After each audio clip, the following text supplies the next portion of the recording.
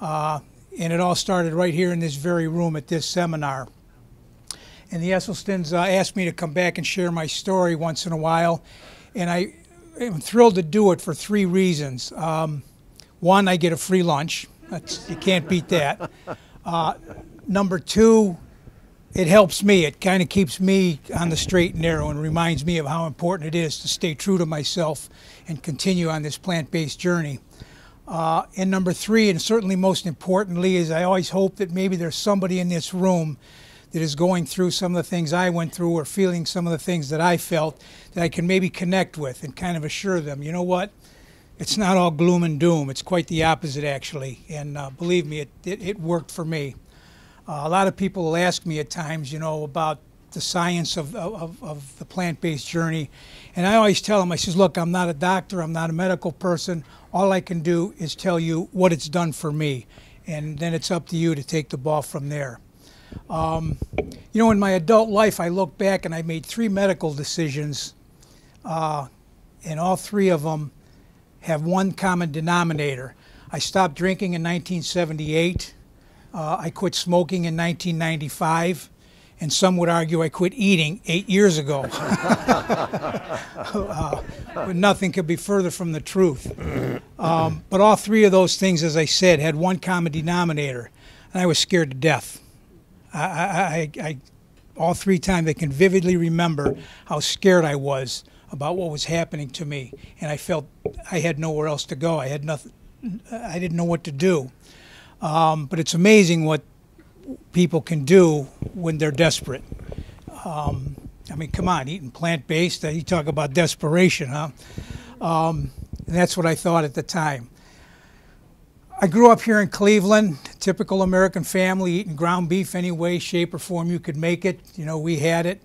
My father died of a massive heart attack at the age of 42. I was 15 years old, and it just came out of the blue. It was the first one that he had, at least the first one that he owned up to having.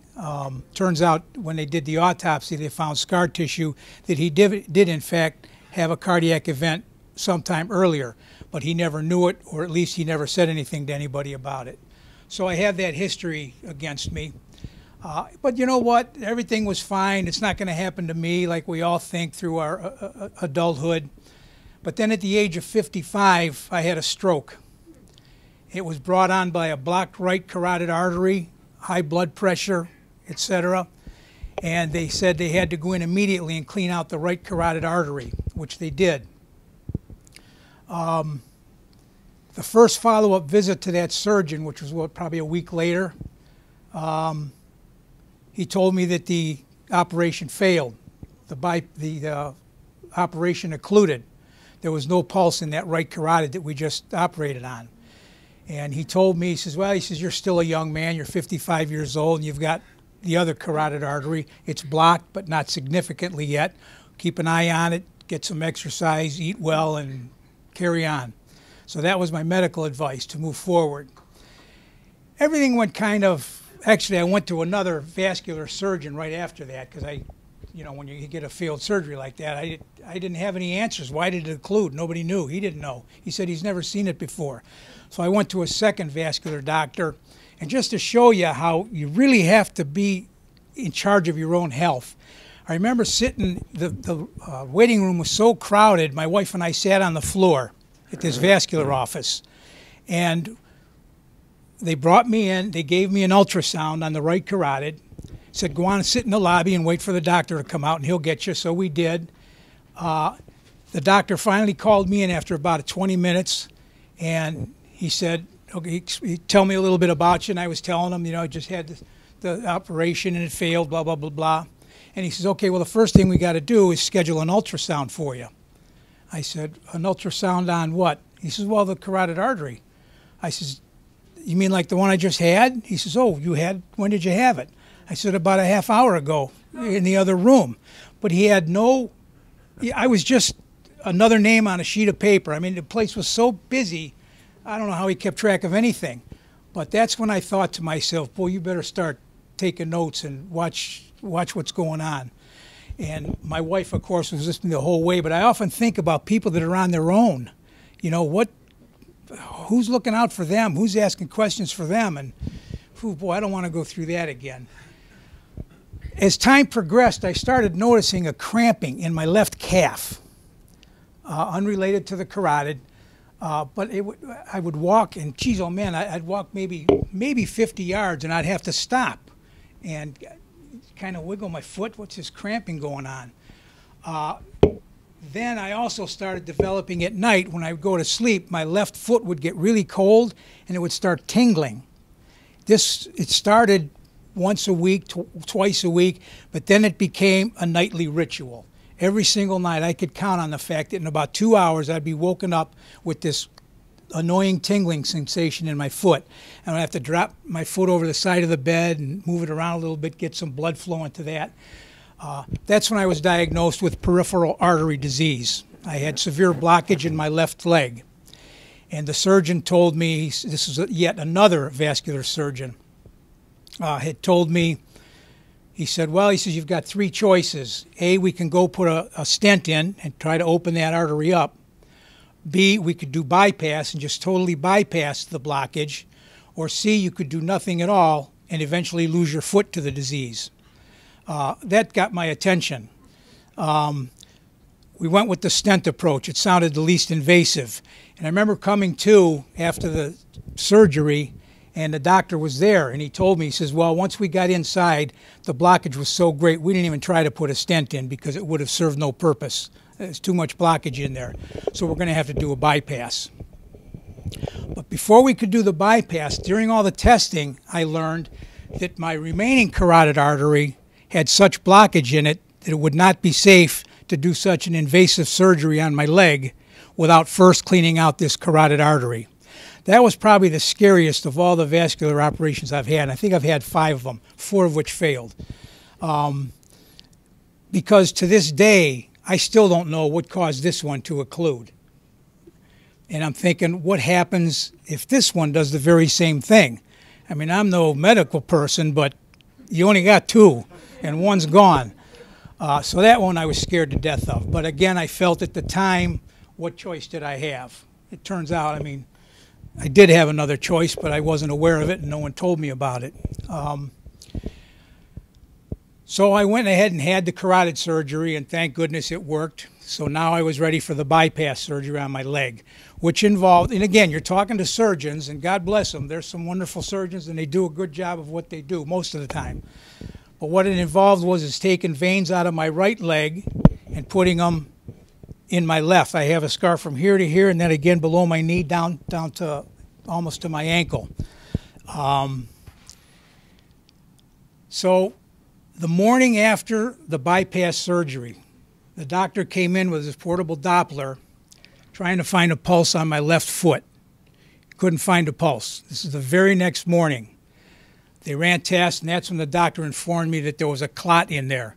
We have to go in immediately and try to remove that clot to save the bypass, which involved yet another incision in my left, above my left ankle, where they went in to try and remove that clot. My first, again, what choice do I have? You know, you got to do it. I'm in it this far. Let's go for it. My first follow-up visit with that vascular surgeon, ultrasounds were done. He told me the bypass failed. I was back to step 1 again. And I remember really feeling, okay, I mean, there was nothing more that the surgeons could do, is what I was told. My general practitioner, on a follow-up visit with him shortly thereafter, informed me that he wanted me to go see a type 2 diabetes doctor because my sugar and glucose levels were knocking on the door of pre-diabetes. To be honest with you, I didn't even know there was such a thing as pre-diabetes, but apparently there is. And that's when my wife made a phone call to Dr. Esselstyn. Now, my vascular doctor, not the surgeons, but the doctor had told me in the many years I was seeing him, he said, you know, there's a crazy doctor in Cleveland that I worked with, and through his extensive research, he believes that you can not only prevent but reverse heart and vascular disease through a whole food, plant-based lifestyle. And I remember vividly thinking at the time, in fact, we were just talking about this, I remember thinking I'd be standing at a party, being plant-based, with an armful of broccoli and some alfalfa sprouts. And that would be what I would exist on. but I can tell you nothing is further from the truth. Some of what you saw today, but I'll tell you what, ever since I entered the world of plant-based, it's phenomenal, some of the things that I've been able to eat and make. And I actually figured out what a kitchen is for, too. But anyway, we came to this very seminar, and I told my doctor, I says, you give me 4 weeks on this plant-based living, and if my numbers don't drastically improve, I mean, that's how much I believed what this man was saying. If they don't drastically improve, I'll go see the pre-diabetes doctor. But if they improve, I says, I'm not going. Well, that was probably 7 years ago. Well, it was eight years ago. And I could tell you there's been no more talk with my doctor about type 2 diabetes. That is off the charts. My sugar and glucose levels are well within the normal range and have been for almost 8 years. I lost 45 pounds right out of the gate, and it's never come back. And I eat as much as I want, when I want, because everything I eat is good for me. I mean, I actually look forward to going to see the doctor now. You know that feeling you're sitting in that white room and he says the doctor will be right with you, and you're just petrified because you know he's coming in with some more bad news and something else you're going to have to go through, some more tests. I actually look forward to going to the doctor now, a feeling that I can't imagine, because I know I'm in better shape now than I was the last time I saw him. I just know it. Medication, since I went plant-based, gosh. Cholesterol, I was on Lipitor, 80 milligrams of Lipitor. I got him to cut it in half. And then I got him to cut it in half yet again. Now, mind you, every time I got him to cut it in half, it wasn't him saying, wow, your numbers look great, let's cut some of the Lipitor. He's afraid to cut me down. I understand it. He doesn't want some patient coming back saying, my doctor took me off Lipitor and look what happened. I understand it. But every time that I've gotten rid of a medication or had it cut down, it's because I brought it up. And I said, Doc, I'm cutting it in half. And again, we monitor the numbers. Every 6 months I'm here to see you. And if the alarm goes off, I'll go right back on it. But if it doesn't, my last cholesterol check, I think it was 91. But it's been as low as 64. 64 total cholesterol. I asked my doctor, I said, Doc, I said, can I have too low of a cholesterol level? He said, I don't know. I've never dealt with that before. So again, it's kind of entertaining to go see the doctor now too. As far as the cramping in my left leg goes, it's virtually gone. I still have a little bit of tightness when I walk, and I walk every day about 35 to 45 minutes every day.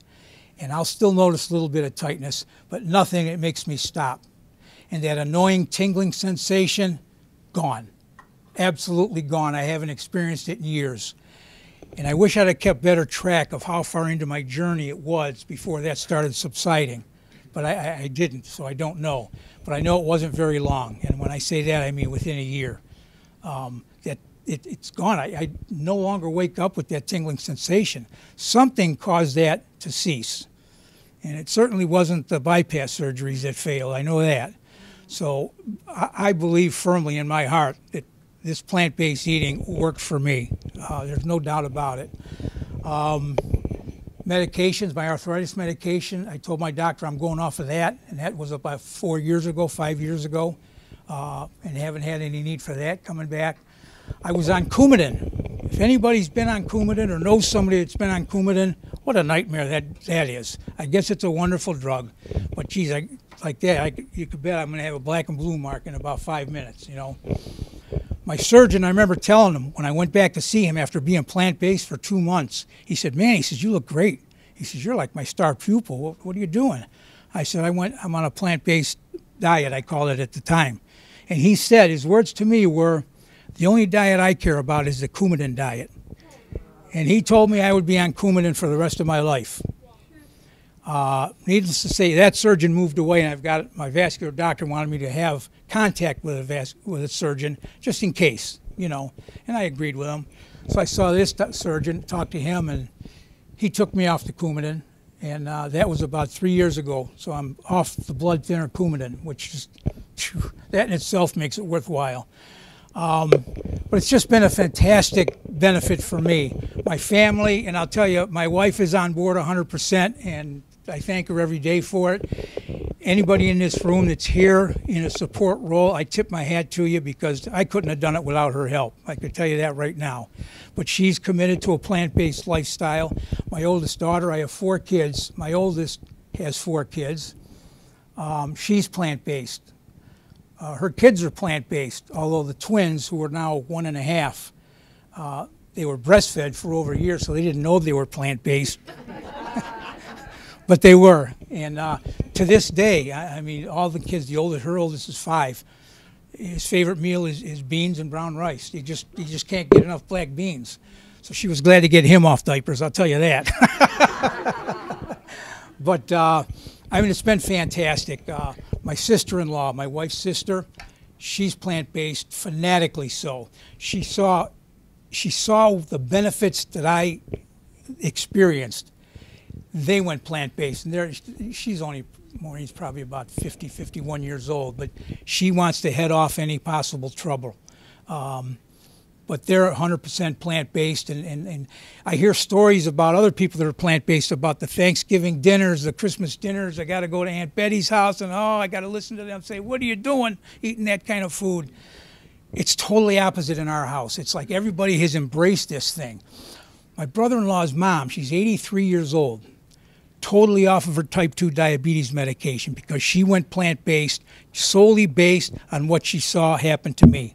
That's the only reason. I never sat down with her and said, "Hey, Mrs. P, you got to do this." It's really, I found out also, they say don't talk about religion and politics. Well, I've thrown diet in there as well because people don't want to hear about it. But when they do, wow, it's magical. But for those of you that may be just starting this journey, I'm going to tell you, people are going to be watching you. There's going to be naysayers. There's going to be people questioning it. And if you can get a dime for every time somebody says, "Where do you get your protein?" you'll be a rich person. But I got to tell you, the people that have benefited from just what they've seen me do, it makes me feel really, really good. It's tremendous. My nephew is in Florida. He's 30. Brian's probably 34, I'm guessing. The last time I saw him was about 4 years ago at his wedding. I went down to the mailbox a year ago, January, and I brought it with me, if you allow me to read this. It was a thank you card from my nephew. I'm thinking, I wonder what this is all about. And if I can read it to you real quick. Yeah, it's dated January of 2016, so it's been a couple years now. Uncle Jimmy, I hope you are doing well. I wanted to thank you because of the strength and success that you have had with your health. Because of you, my recent news has been turned into a positive experience. I was diagnosed as diabetic. Rather than fear or anxiety or sadness, I have attacked it head-on with diet and exercise. Using a similar diet as you, the doctor is amazed. I have avoided becoming reliant on drugs, something I think my doctor was resigned to. So instead of drugs, my prescription is vegetables. I just wanted you to know what an amazing role model you have been. Thank you, love, Brian. And I thought, wow, that kind of makes it all worthwhile. It really does. So thank you, folks. Wait a minute. Ladies and gentlemen, we have a guest speaker here. Yeah, just 1 minute, thank you. I just wanted to stay right there. Okay. I wanted to call your attention to something. And there is a wonderful magazine called Naked. Actually, it's called The Whole Food Plant-Based Nutrition Approach to Disease Prevention and Reversal, Naked Food. And I wrote an article in here. Really, half the article is about Jim's story and the power that you have, that people who you don't think are watching you, and what a difference you can make. And if you have a chance, this is a really nice magazine, but it is so powerful what whole food plant-based does. And it's amazing. Just in closing, and if you have any questions, please, I'd be thrilled to answer them. But in closing, if I could say, my mother passed away probably 4 or 5 years ago. But can you imagine how proud of me she would be if she knew I was featured in Naked magazine? I mean, she'd be over the moon, I assure you. But anyway, thanks, folks. I appreciate you listening. And is there any questions at all that I can answer? what you all have to do is sit with him or find him at your table at lunch. Yeah. This is your opportunity. Well, pin Jim down. Yeah, I will, but sure, I can assure you I was sticking around through lunch. So, like I say, yes.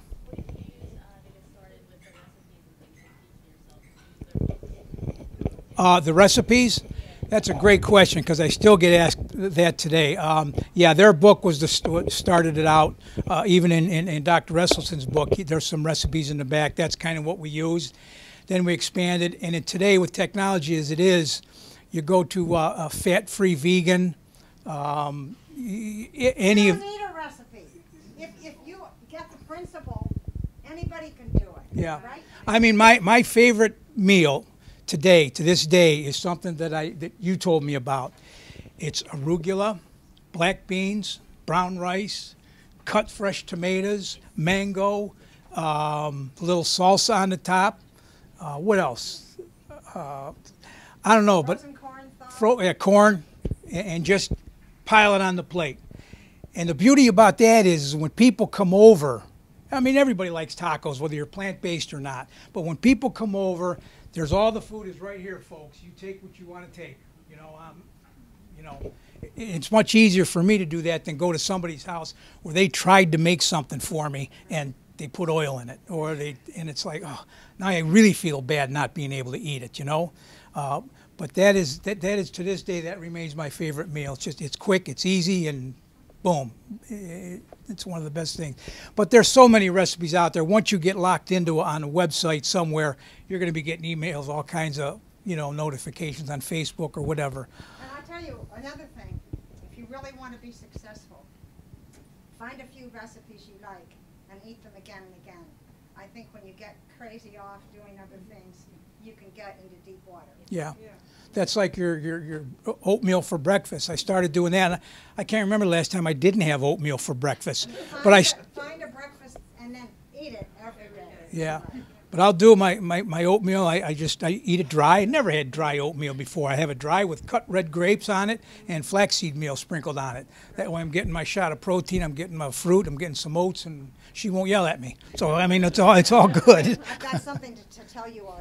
You don't know about this, I bet. Does anybody know what this is? It's a Jerusalem artichoke, and Jerusalem artichokes are awesome. And if you've never tried it, they are so high in fiber. They are amazing. And if you just get them, they're like these little tubers. Slice them, put them on parchment paper, and bake them at 350 for half an hour, and they are delicious.